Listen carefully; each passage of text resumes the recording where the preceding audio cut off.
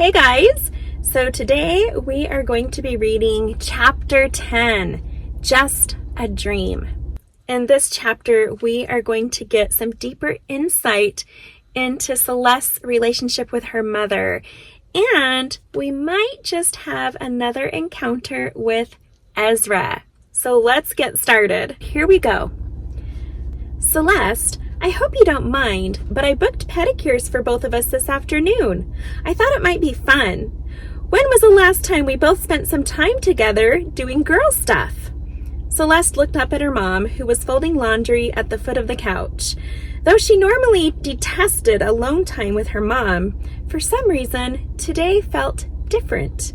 Sure, Mom, that sounds great. By the way, do you have any plans next Thursday afternoon? Mrs. Day looked delighted, as if her daughter might be returning the favor by asking to book more girl time together. No, nothing I can't rearrange. Why? Dr. Kramer wants me to invite you and Dad to my next appointment. For some reason, he feels that it's very important to my progress. Of course, we'd love to be there. I'll talk to your father tonight. I'm sure he can take some time off. Okay, but if he'd rather not, I don't think it's a big deal. No, Celeste, trust me, he'll be there. Celeste realized that whether her dad might want to or not, when left up to her mother, there was no choice. They were both coming. It was official. How is therapy going? Do you like Dr. Kramer? Yes, I like him a lot. And I'm sure you will too. He's really good at what he does, and he's not your typical-looking therapist. How so? Mrs. Day packed the folded laundry into a basket and picked up the remote to turn the TV down. Well, he's super handsome and dresses really well. Oh my! Well, that's a first. I know, it throws you off at first, like you think you're meeting with an attorney or something, but then you get used to it. I can't wait to meet him. Hey, when did you book the pedicures? 3:00. With all the things I have to do today, that was the best time. I'm seriously considering hiring a maid. Gia's family has a maid. She's really good. I can ask if she has any availability during the week. Yes, let me know if you find out. If Gia hadn't emailed her by now, Celeste was just going to have to initiate. There was too much to talk about, and Celeste didn't want to forget anything. Last night, Celeste had experienced something unusual, something that she couldn't understand and couldn't get off her mind. She needed to talk to someone about it now. Quickly, Celeste grabbed her laptop and pulled up her email. Could it be? Hallelujah! There was something in her inbox from Gia. Hey Celeste, sorry I haven't written yet. They have been keeping me super busy. On the first day here in Cusco, Peru, it was our orientation. We spent the day getting assimilated into the culture and language and getting to know the group. The second day, we were already hard at work helping out in a local orphanage. We sang songs, played with the children, helped the older ones with their schoolwork, and prepared and served meals. On the third day, we continued helping at the orphanage. And on the fourth day, we got to sightsee a little bit. And on Saturday, we get to go see the Amazon rainforest. I'll share pictures this weekend. Me and another volunteer, Allie from Seattle, are staying together with a very kind host family, the Torres family. We'll be here until Monday, and then we move on to Bolivia. I heard that we'll be working at a child care center for children whose parents work long hours and they are hardly home. I think we'll also be teaching English. I'm glad that those high school Spanish classes are finally paying off. How has your week been? How is therapy going? Fill me in on all the details. Hugs, Gia. Finally, Gia had made contact. After 5 long days of no word, Celeste was beginning to wonder if Gia had even made it to South America. There was so much that Celeste wanted to say, but would Gia have time to read it all? Last night had been one crazy ride of wild dreams. Celeste wasn't sure what to make of them. Dr. Kramer had said things might happen, but in the form of a dream? Was this her mind's way of acting out from all the things she had been dealing with lately? Or was this real? It was hard to tell. Her dreams were so vivid that she could remember every detail. This was unusual. Dr. Kramer did encourage her to write down what she would experience between now and her next appointment. Maybe writing about it to Gia could count as writing it down. Getting feedback from a third party might not be such a bad idea. Gia might actually help her make some sense of all of this. Hi, Gia. Thanks for writing. It sounds like you're having a lot of fun. I can't wait to see your pictures. I know you're busy, but I thought I would share with you as much as I can while you're away so that when you return, you'll be up to date and I won't overwhelm you with all the details. So, I met with Dr. Kramer yesterday and underwent hypnotherapy. I never expected it to have such a powerful effect on me. At this point, I can't tell whether good or bad. Dr. Kramer is very professional, so I felt comfortable doing it, but I don't remember much of what I said while under hypnosis. He recorded the entire session, so I'm sure he would let me watch, but apparently whatever I said has given him the idea that my parents need to now be involved in my therapy. I have to invite them to my next appointment. Then, last night, I had the strangest dream. I hardly ever dream or remember my dreams, but last night it was like one long continuous dream that felt so real. I would wake up and then fall back asleep, and the dream would pick right back up where it had left off. Funny thing is, I remember the entire dream perfectly. Usually by now my dream would be fuzzy and I'd only remember a few details. But with this dream, I can close my eyes and play the entire thing out in my mind as fresh as it was last night. Dr. Kramer wants me to write my experiences down between now and our next appointment. So I thought I would write them to you in my emails and then print them the day of my appointment. This way you can give me your 2 cents, which you know I value so much. I hope you don't mind. Okay, so my dream started with me seeing my car accident. It was like I was watching it from above, just a little off the ground.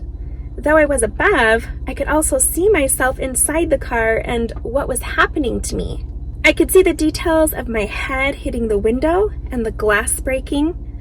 I could see the man in the truck and his face expression as he felt completely helpless, slamming into my car. In reality, I never did see the man that hit me, but in my dream, I could see the whiskers on his chin and hear his panicked state of breathing. It was like I was in the truck with him. I could even hear what he was thinking, kind of like a voice, but his lips weren't moving. Then I saw the paramedics come, and I could hear what they were saying about my condition. They said that I wouldn't make it, and after 10 minutes of working on me, my pulse stopped. They stopped their efforts and I could see that I was dead. I saw my parents get the phone call in their home. I saw their pain and panic. Then things started to get cloudy and bright, even though it was dark and in the evening. I soon noticed a man standing next to me, and he looked very familiar, but I have no idea who he could be. He had a very bright countenance, and his hair seemed white. He had on a long white robe that came to below his calves, and he had a colored sash tied around his waist. I could see his arms, ankles, and feet, and the top of his chest. I got the impression that he was some type of guide. I knew that he had some kind of stewardship over me and that he was there to answer my questions and give me some instruction. In the dream, I felt so happy to see him, and I wasn't sad or frightened that I had just witnessed my death. I didn't even seem to care. He explained to me that the accident had happened so that I could have the chance to be shown some very important things that would affect my life and choices. Knowing I was dead, I didn't really understand what he was talking about. Suddenly, we began to soar through a white tunnel of some sort. It reminded me of in the movies, when people see that white light right before they die, and they begin to travel towards it. I had the realization that while traveling through that tunnel, we were soaring past galaxies, stars, and light years of space in just a matter of what felt like 20 seconds. It was incredible. This all felt so familiar, like I had done it before. It was also strangely fun and exciting. Before I knew it, we were standing in a green pasture, and there were people walking all about. The people had on different colors of robes that were of different levels of brightness, and there were even some people who had on clothing from other time periods. They all seemed so happy and were each engaged in some type of work or task. They were busy, but they still seemed to have time to visit with each other and enjoy the beautiful surroundings. My guide asked me if anything looked familiar. I looked around and I noticed the incredible beauty I was standing in. The grass was so green and soft. Each blade of grass was in perfect place and seemingly very alive and happy. Then I heard the flowers. Yes, I heard them. I looked down and noticed their beautiful colors. I can't even describe them because they were colors that I have never seen before. Colors that don't exist and therefore don't have names. They swayed back and forth while music came from their soft petals. I could feel their spirits. Yes, they had an intelligence about them and I could feel their love for me. Their sole purpose was to bring me joy, and when I expressed joy, it made them very happy. I then looked up to the sky and I noticed that it was blue and bright. But strangely, there was no sun. Everything living in this realm gave off its own light. It then came to my understanding that there was no sun because it was not needed. It was amazing. After realizing that, I then understood that because there was no sun, there was no time, or at least time like we know it. There were no days or hours or minutes or seconds.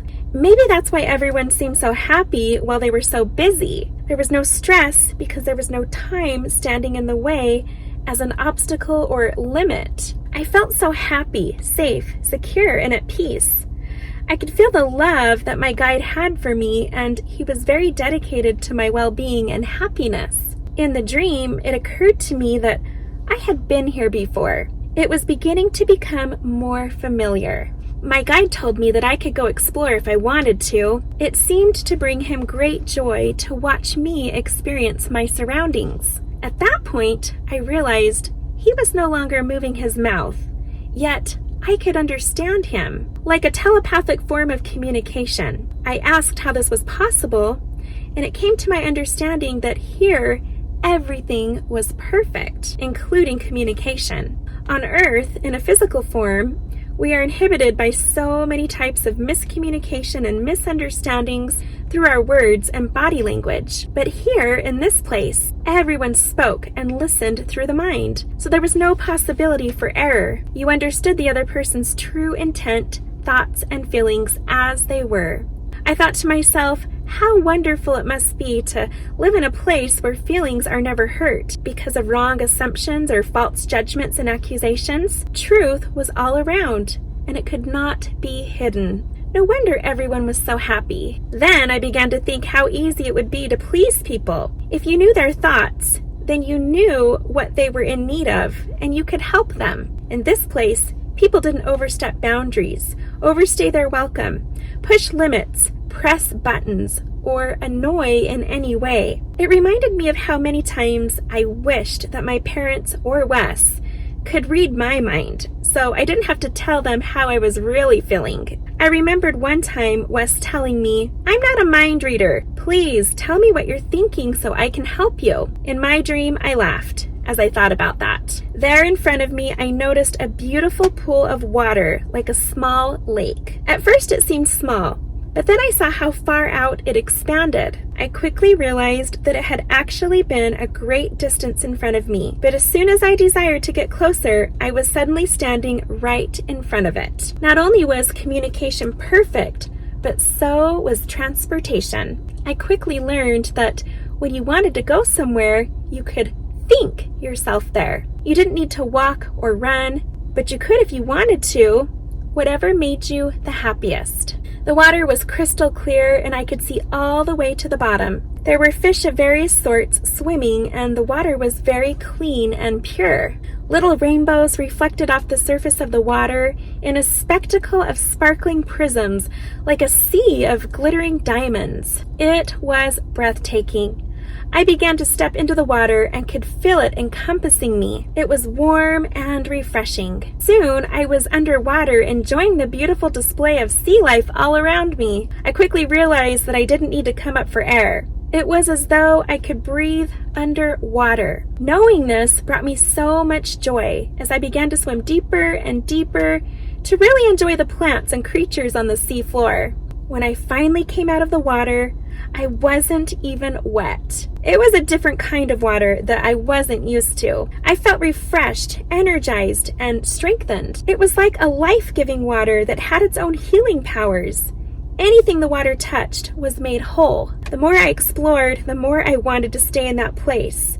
And the more I forgot about my life I had left behind. Things were becoming more familiar, and I was learning so much. It was like taking a caveman and sending him into the future. Things were so much better, easier, and more convenient. Why would he want to go back? At this point, I'm sad to say that I woke up. For the first time, I had a dream that I didn't want to end. It felt so real, so enjoyable, and I was a little sad and depressed when I realized it was all just a dream.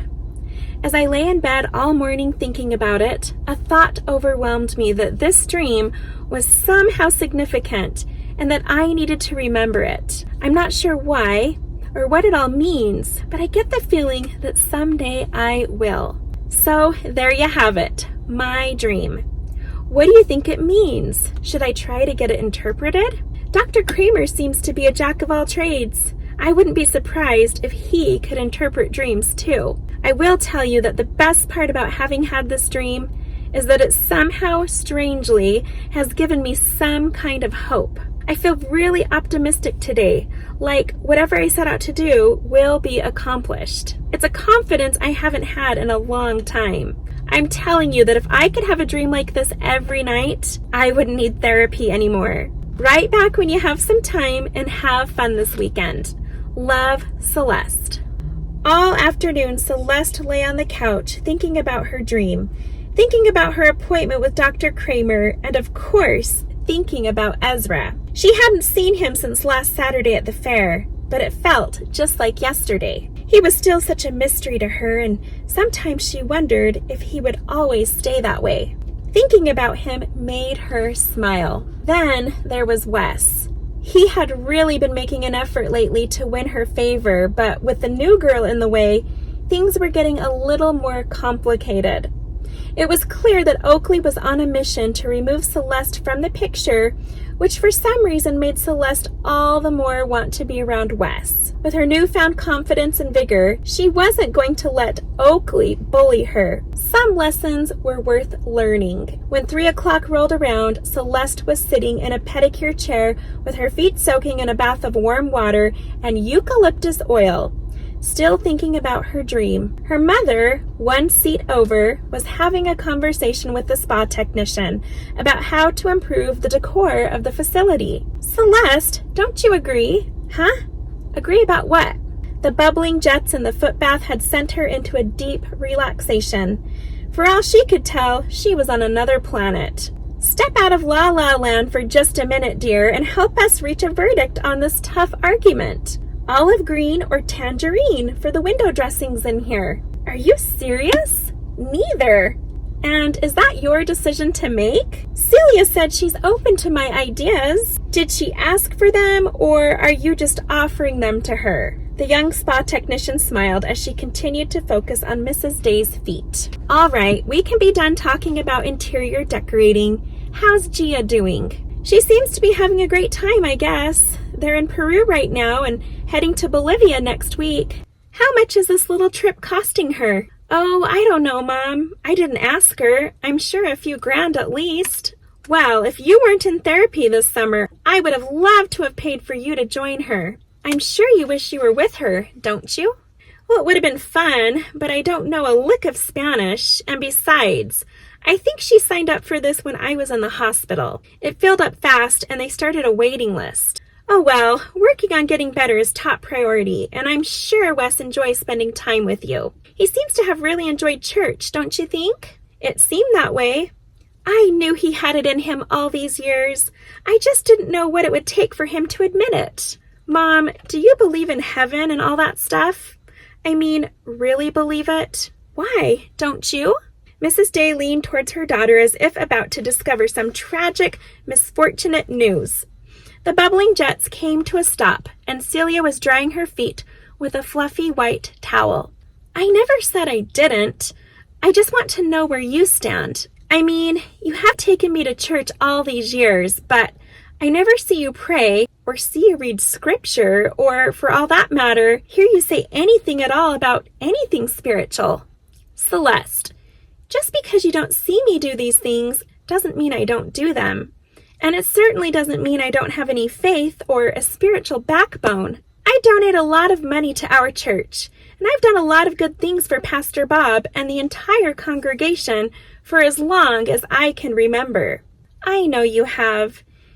Just forget I brought this up. It was silly asking. No, I want to get to the bottom of whatever is on your mind. Is this about Adam? It was about Adam and so much more. How could Celeste possibly open up to her mom about everything that was weighing on her mind? Do you think about him? I mean, not just his memory, but maybe like where he is right now and what he's doing. Of course I do, honey, all the time. Sometimes when I'm alone and it's real quiet, I can feel him there in the room with me. I've never told your father that, but I think he's had some experiences as well. Really? Well, why don't we all talk about these things? We're family. We should be sharing this kind of stuff with each other, don't you think? Yes, Celeste, I agree.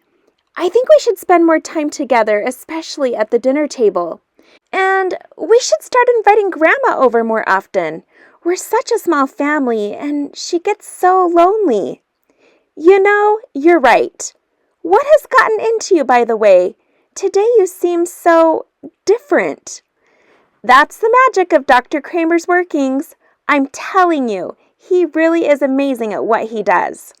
I'll say, for the first time in a long time, I feel like you and I are friends.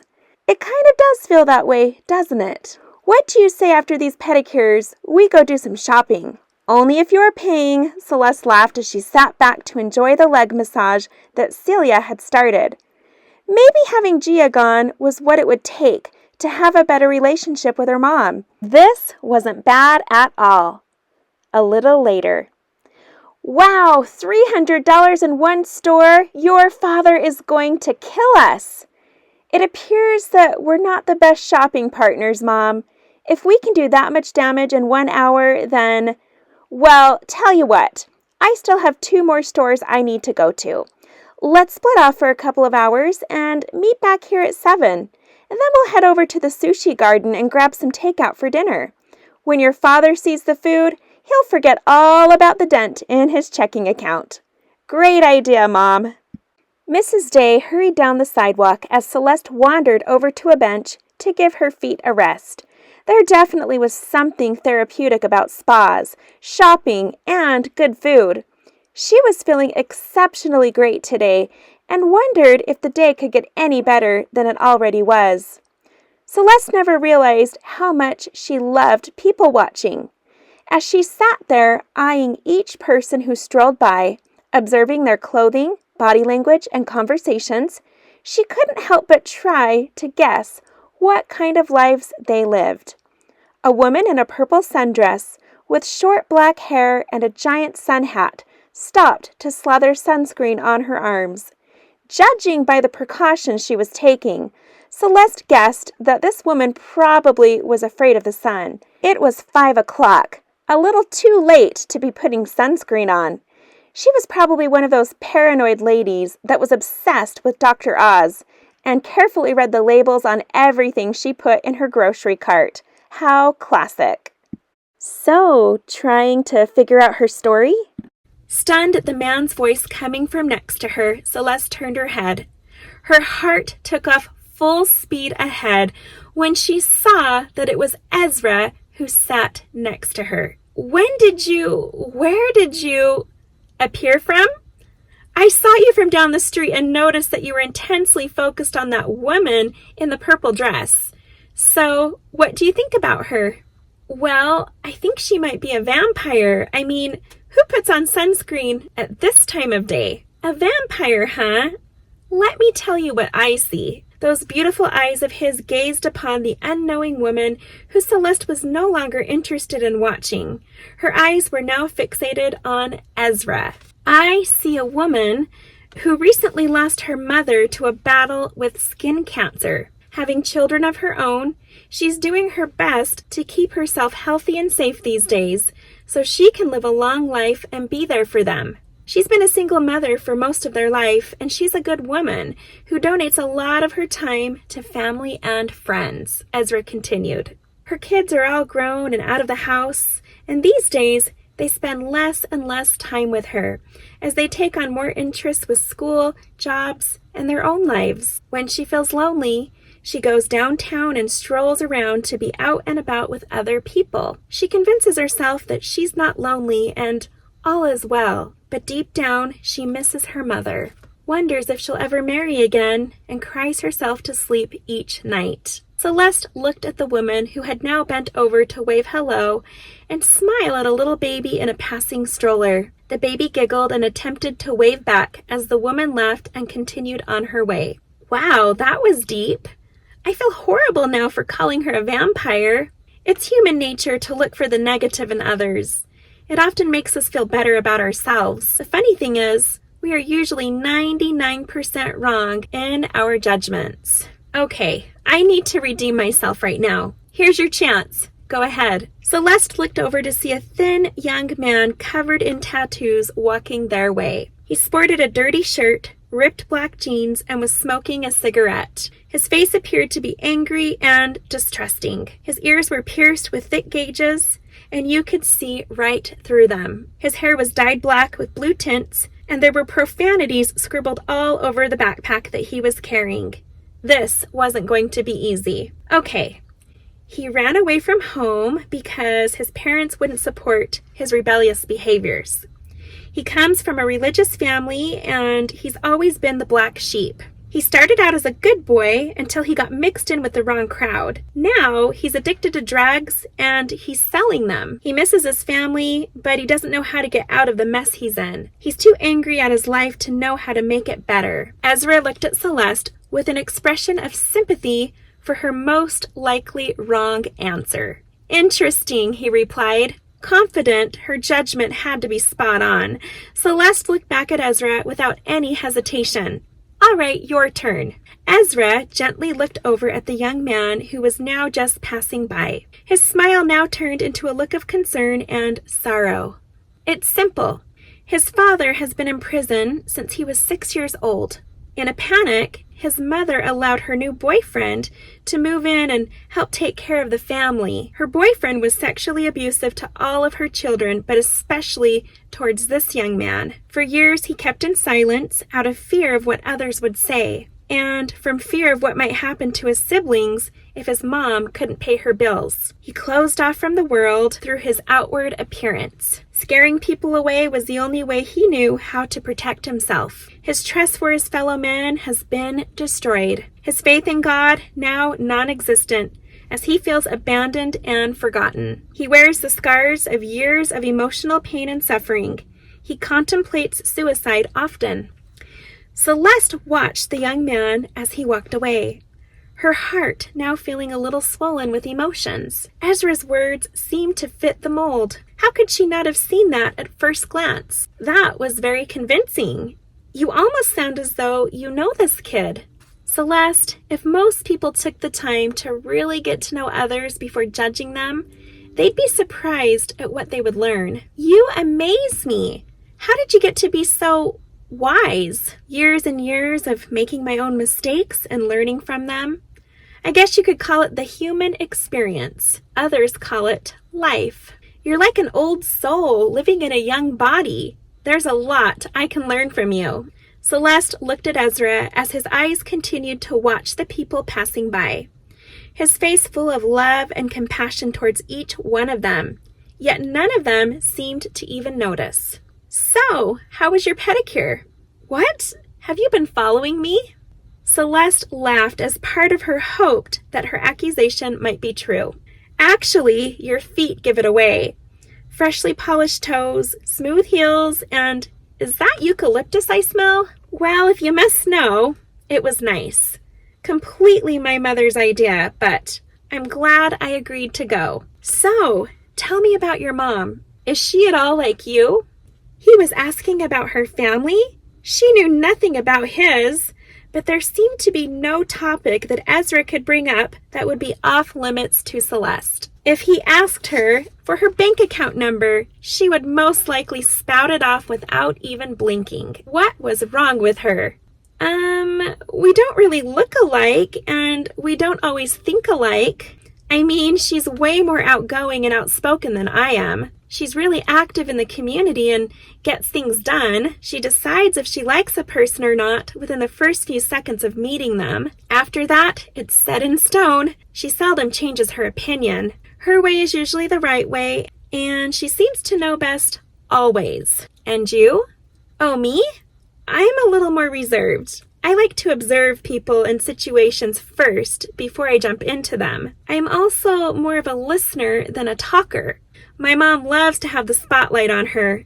Me, not so much. Also, I'm not as trusting as she is. For me, trust has to be earned. Celeste began to laugh, yet she tried her best to hide it. What's so funny? I just realized I contradicted myself. Here I am sitting with a guy I know nothing about, and I'm spilling my personal thoughts and feelings with, while telling him I'm not very trusting. You know, you are the exception. I am? Yes. I mean, you know where I live, you know where to always find me, and I don't even know your last name. Should that bother me? Yes, it most definitely should. But for some strange reason, it doesn't. I can't figure it out. Why do you trust me? Those loving eyes of his dazzled in the sunlight. His soothing voice made her want to confess every thought and feeling she'd ever had about him. I feel like I've known you all my life. I know it sounds crazy, but that's how it feels. Sometimes I forget that we've only met a few times. You know, I feel the same way too, Celeste. We have a connection that's unlike anything else. I know it's hard for you to not want to ask about my life. If I could, I would love to tell you everything about me. I would love for it to all make sense to you. There are so many things that I wish you could know. For now, you'll just have to trust me that someday, when the time is right, I will tell you everything. I get the feeling that you will. Celeste smiled as she tucked her hair behind her ears. The early evening breeze corresponded perfectly to the rush of feelings she was experiencing inside. Just like usual, she forgot about all of her worries as she basked in the warm light that reflected from Ezra's countenance. His positive personality was contagious. It was better than any relaxer she had ever been prescribed. Now, about your mom, she sounds like a wonderful woman. Are you sure there's nothing that the two of you have in common? Actually, there is one thing. We are both stubborn. Ezra laughed as though he appreciated the humorous honesty. I'd like to meet your mom sometime. There are so many things I'd like to ask her. Like what? Like what she did so well to raise a daughter like you. Okay, now you're just trying to flirt with me. No, I mean it. Behind every good woman is a good mother. That's been my experience, at least. I've never thought of her as Mom of the Year or anything, but yeah, she tries to be a good mom. The next time you are alone with her, ask her what it's like being a mother. I promise you, if you ask her that question, you'll learn something you didn't know about her, something that will change the way you see her. Is that a guarantee? A 100% guarantee. If I'm wrong, I will tell you something about my mother. Well, now I want you to be wrong, so I guess I'll have to take you up on that. Next time I see you, I want a report. Ezra smiled as he got up to leave. Wait! Do you have to go? If you wait a little longer, you'll get to meet my mom. I wish I could stay and talk with you, Celeste, but I have an appointment that can't wait. Trust me, I'll see you real soon. She believed that he would. As she watched him cross the street and disappear behind the passing cars, crowds of shoppers, and summer foliage, her comforting thoughts were quickly interrupted by the ring of her phone. Hello? Haven't seen you in a few days. What are you up to? It was Wes. Just out with my mom. What are you doing? Leaving work, and I'm starving. If you don't have plans for dinner, I thought we could get a bite together. Thanks, Wes, but I already have plans with my mom. Maybe next time. No problem. Are you feeling okay? Of course. Why do you ask? I can't remember the last time you had plans with your mom. It seems like you usually avoid one-on-one time with her. But hey, it's good to hear the two of you are working things out. She's my mom, Wes. It shouldn't be so shocking. Right. Well, I'll catch you later, I guess. Bye. See ya. Wow, that was a first. She had really put her mom as a priority. It was good to not always be so available to Wes. She needed a break, especially since she wasn't sure how Ezra was beginning to fit into the picture. Keeping her distance from Wes for now would give her some time to figure things out. Besides, she really wanted to ask her mom the magic question. Her conversation with Ezra began to play back in her mind, and she was anxious to have something to report to him. If he was right, would he still share something about his mother? She wanted to meet Ezra's mother, probably more than he wanted to meet hers. If what he said was true about good women, it had to be true for good men. Ezra wasn't a good man. He was a great man. His mother had to be a woman beyond what words could describe. You hungry?